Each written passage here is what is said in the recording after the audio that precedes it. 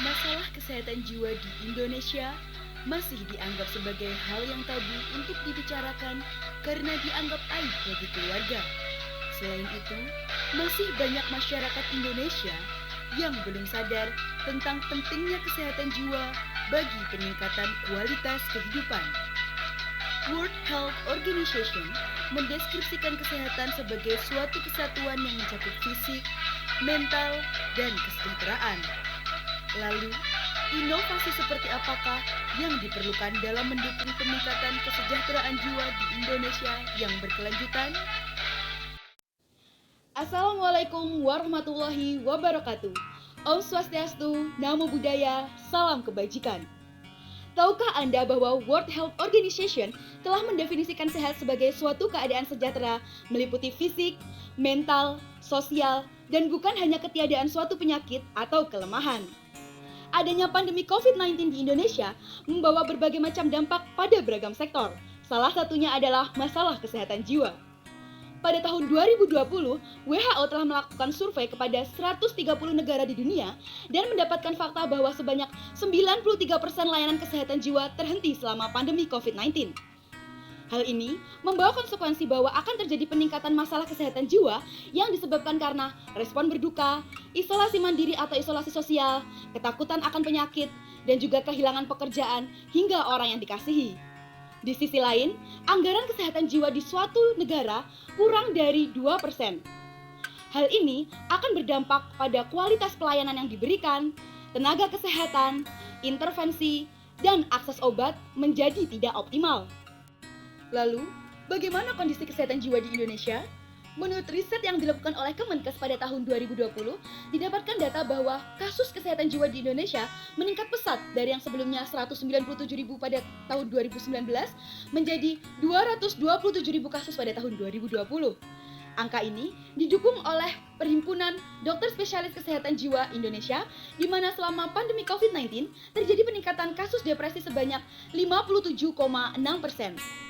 Penanganan kesehatan jiwa di Indonesia semakin sulit karena minimnya jumlah tenaga kesehatan, di mana satu dokter spesialis jiwa harus merawat sebanyak 20.000 penduduk Indonesia. Ditambah lagi, akses kesehatan jiwa yang belum merata dan rendahnya dukungan dari keluarga.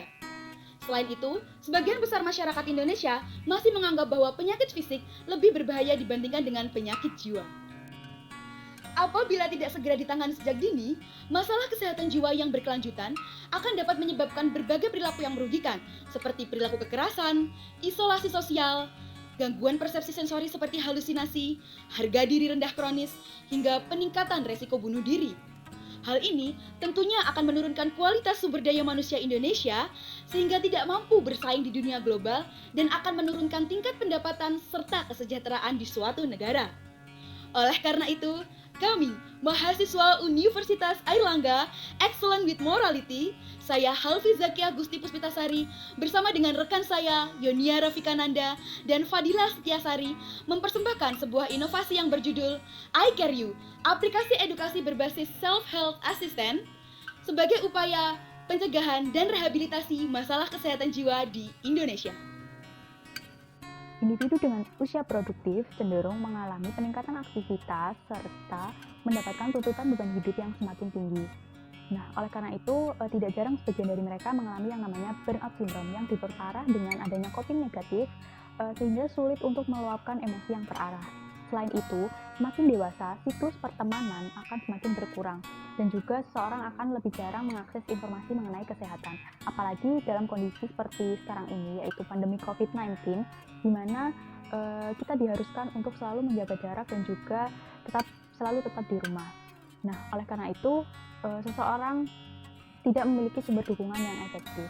Oleh karena itu, diperlukan peningkatan pengetahuan dan kesadaran mengenai kesehatan, khususnya kesehatan jiwa, yang kami kemas dalam aplikasi ICU. Adapun tujuan dari adanya aplikasi ICU ini yaitu, yang pertama, meningkatkan pengetahuan mengenai masalah kesehatan jiwa. Yang kedua, menurunkan angka kejadian masalah kejiwaan. Yang ketiga, meningkatkan kualitas SDM serta meningkatkan coping individu agar lebih positif. Yang keempat, menurunkan beban biaya kesehatan. Kemudian, yang kelima, tentunya sebagai sumber informasi yang terpercaya. Lalu, apa saja fitur yang ada dalam aplikasi ICU ini? Berikut penjelasan. Berikut adalah tampilan dari aplikasi kami. Untuk dapat memanfaatkan berbagai fitur yang ada di aplikasi kami, pertama-tama pengguna dapat membuka aplikasi iCareU. Selanjutnya, pengguna akan dipersilahkan untuk memilih penggunaan bahasa, yaitu bahasa Inggris atau bahasa Indonesia. Setelah itu, pengguna akan melakukan registrasi, yang mana registrasi akan terhubung langsung dengan Facebook dan juga email. Apabila registrasi berhasil, maka akan muncul tampilan pengisian biodata yang harus diisi oleh pengguna. Tampilan berikutnya adalah pengisian form identitas pengguna dan juga pengkajian awal kesehatan jiwa, yang mana pengkajian awal kesehatan jiwa ini meliputi fisik, konsep diri, hubungan sosial, dan juga spiritual, yang mana digunakan untuk penentuan masalah kesehatan dasar dan juga untuk merekomendasikan aktivitas dan terapi apa yang sesuai dengan kebutuhan pengguna. Perlu untuk diketahui, pada aplikasi iCareU terdapat 7 menu utama yang dapat dimanfaatkan loh. Yang pertama yaitu ada ruang ekspresi, lalu yang kedua yaitu ada informasi terkini, media terapi, rekam terapi, kelompok dukungan, tanya ahli, dan yang terakhir dan yang paling penting yaitu bantuan darurat. Pada menu pertama yaitu ruang ekspresi, pengguna dapat memilih media yang dapat digunakan untuk mengekspresikan perasaan dan juga emosi, seperti menulis diary dan juga menggambar.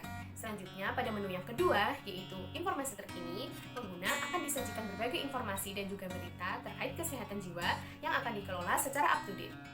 Selanjutnya, pada menu media terapi, pengguna akan diajak untuk mengembalikan mood dan juga meningkatkan coping positif dengan melakukan meditasi, mendengarkan musik, mewarnai, dan juga menonton video motivasi.